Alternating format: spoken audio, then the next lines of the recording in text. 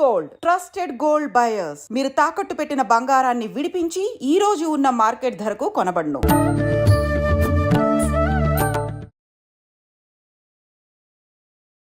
నమస్కారం, welcome to I dream. ధర్మ మార్గం విత్ విజిత కార్యక్రమానికి స్వాగతం. ప్రస్తుతం మనతో పాటు ఉన్నారు ప్రముఖ ఆధ్యాత్మికవేత్త, జ్యోతిష పండితులు మరెల్ల రవిశాస్త్రి గారు. ఇప్పుడు వారితో మాట్లాడి మరిన్ని విషయాలు తెలుసుకుందాం. నమస్కారం అండి. నమస్తే అమ్మ. ఆధ్యాత్మిక సాధనలో ముందుకు వెళ్ళాలి అని అంటే ఏం చెయ్యాలి? ఓం శ్రీ గురుభ్యో నమః. ఆధ్యాత్మిక సాధనలో ముందుకు వెళ్ళాలి అంటే వారు సాధన చేయాలి.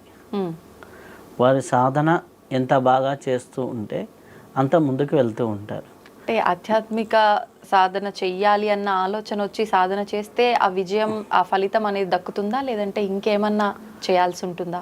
అంటే సాధన చేస్తూ ఉంటే ఆటోమేటిక్గా సాధనలో ముందుకు వెళ్తూ ఉంటారు. చాలామంది ఆధ్యాత్మికత గురించి మాట్లాడతారు, తెలుసుకుంటారు, చేస్తూ ఉంటారు. కొంతమంది ధ్యానం గురించి తెలుసుకుంటారు, ఇంకొకరు మంత్రం గురించి తెలుసుకుంటారు, ఇంకొకరు ఏదో క్రియాయోగం గురించి తెలుసుకుంటారు, ఇంకొకరు కుండలిని యోగం గురించి తెలుసుకుంటారు, ఇంకొకరు హఠయోగం గురించి. వాటెవర్ నువ్వు ఏ యోగమైనా తెలుసుకున్నావు. తెలుసుకున్న తర్వాత ముందుకు వెళ్ళాలి అంటే నువ్వు సాధన చేయాలి.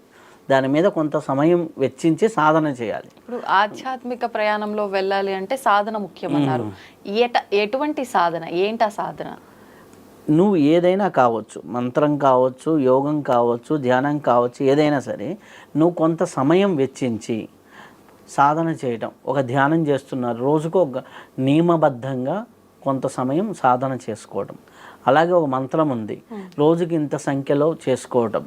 లేదు నేను హఠయోగా చేస్తా అన్నావు, నువ్వు కొంతసేపు ఆసన ప్రాణాయామం రెగ్యులర్గా, అంటే నియమబద్ధంగా. ఒకటి రెగ్యులారిటీ, రెండులో సిన్సియారిటీగా సాధన చేస్తుండాలి. ఒకటి రెగ్యులారిటీగా చేయాలి, సిన్సియర్గా చేయాలి. చేస్తూ ఉంటే ఆటోమేటిక్గా ఇవి ఇట్లా సాధన చేసుకుంటూ వెళ్తూ ఉంటే కొంత దూరం బాగానే ఉంటుంది. తర్వాత కొన్ని అడ్డంకులు వస్తాయి. కొన్ని అడ్డంకులు వచ్చి వీళ్ళకి కన్ఫ్యూజన్ స్టార్ట్ అవుతాయి. ఆ కన్ఫ్యూజన్ స్టార్ట్ అయ్యి నేను వెళ్తుంది కరెక్టా కాదా, నేను చేస్తుంది కరెక్టా కాదా. అందుకని ఆధ్యాత్మిక సాధనలో ముందుకు వెళ్ళాలి అంటే 3 స్టెప్స్ ప్రధానంగా చెప్పారు. ఒకటి సాధన ఎంత ఇంపార్టెంటో, రెండోది సజ్జన సాంగత్యం అంతే ఇంపార్టెంట్, మూడోది స్వాధ్యాయం అంతే ఇంపార్టెంట్. అంటే నువ్వు ఒక ఉపాసన కానీ ఒక సాధన కానీ చేస్తున్నావు, నువ్వు ఒక ధ్యానమే చేస్తున్నావు. ధ్యానంలో ఎవరెవరు మహాత్ములు ఉన్నారు, వారు చెప్పిన అంశాలు ఏంటి, వీడియోల రూపంలో ఉంటాయి, హ్యాపీగా వినొచ్చు. లేదా వీలైతే ఆ మహాత్ములు కలిసి సందేహ నివృత్తి చేసుకోవచ్చు.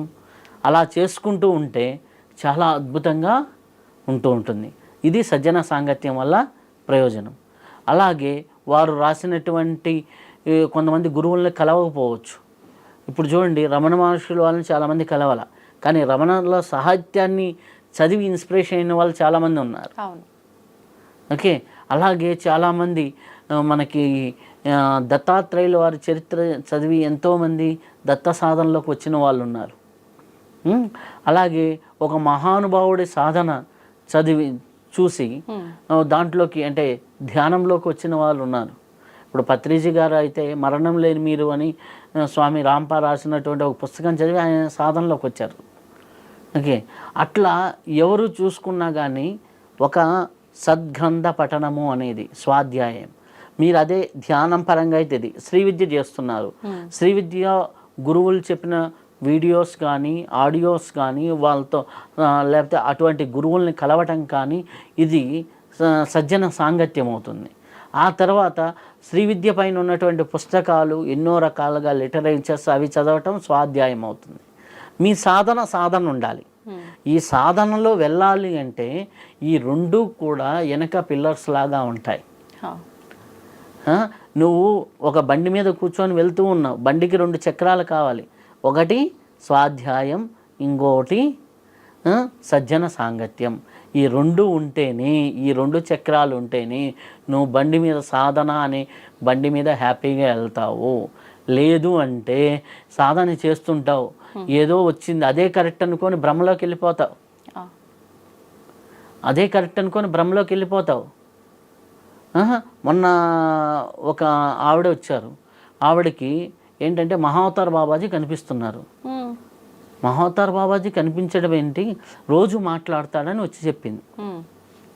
చాలా అద్భుతం అమ్మా, లారీ మహాశయులు లాంటి వారికే జీవితంలో 2 సార్లు కనిపించారని ఆయన రాసుకున్నారు. ఫస్ట్ దీక్ష రోజు కనిపిస్తున్నారు అంటే అసలు నేను షాక్ అయ్యా. ఫస్ట్ అమ్మ ఈమె ఎంత మహాత్మురాలు అని. నేను పలాని యోగాన్ని ప్రాక్టీస్ చేస్తున్నాను, రోజు మహావతార్ బాబాజీ వస్తారు అంటే అబ్బా అంత అనేసి నాకు ఒక క్వశ్చన్ అనేది ఉంది మైండ్లో. మహావతార్ బాబాజీ కనిపిస్తే ఏమేమి అడగాలి అని ఒక మైండ్లో ఒక క్వశ్చన్ ఉంది. అంటే ఎందుకంటే ఇప్పుడు నేను క్రియాయోగం మీద ఇంటర్వ్యూ చేసినప్పుడు ఒక్కొక్కరు ఒక్కొక్క రకంగా చెప్పారు, అంటే చిన్న చిన్న వేరియేషన్స్. నాకేంటంటే మహావతార్ బాబాజీ కనిపించిన వాళ్ళు ఎవరైనా ఉంటే నేను అడగాలనేది అనమాట. ఏంటి అంటే టక్మని అసలుకి మీరు లారీ మహాశయ వారికి ఎన్ని రకాలుగా క్రియాయోగం చెప్పారు. ఇప్పుడు లాగా కొంతమంది 7 స్టెప్పులు అంటున్నారు, కొంతమంది 4 స్టెప్పులు అంటున్నారు. అసలు వాస్తవం ఏంటి? లారీ మహాశయుల వారికి అగ్నికుండం పెట్టి మీరు అగ్ని మూలకంగా దీక్ష ఇచ్చారని చెబుతారు, కొంతమంది అదేమీ అవసరం లేదు అంటారు. ఇటువంటివన్నీ నాకున్నాయి అన్నమాట. అట్లాంటి ఒక 7 క్వశ్చన్లు రాసి ఈ క్వశ్చన్స్కి ఆన్సర్ అడిగి తెలుసుకోండి అని ఆవిడకి ఇచ్చా. ఆవిడ ఆ క్వశ్చన్స్ తీసుకెళ్ళింది. ఓ 5 డేస్ తర్వాత తిరిగి వచ్చింది. 5 డేస్ తర్వాత తిరిగి వస్తే తెలిసింది ఏంది అంటే ఏడ్చుకుంటూ వచ్చింది.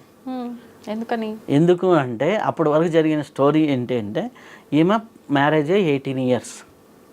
మ్యారేజ్ అయిన 18 ఇయర్స్లో హ్యాపీగా ఒక యోగి ఆత్మకథ, హ్యాపీగా పిల్లలు ఇంటర్మీడియట్ లెవెల్కి వచ్చారు, హ్యాపీగా ఈమె టైం దొరికింది, ఒక యోగ పుస్తకాలు చదువుతూ ఉంది. ఈమెకి నాకు సంబంధం ఉన్న సోల్స్ అన్నీ రావాలి, నేను అన్ని ఇట్లా ఇన్వైట్ చేయటం మొదలుపెట్టింది.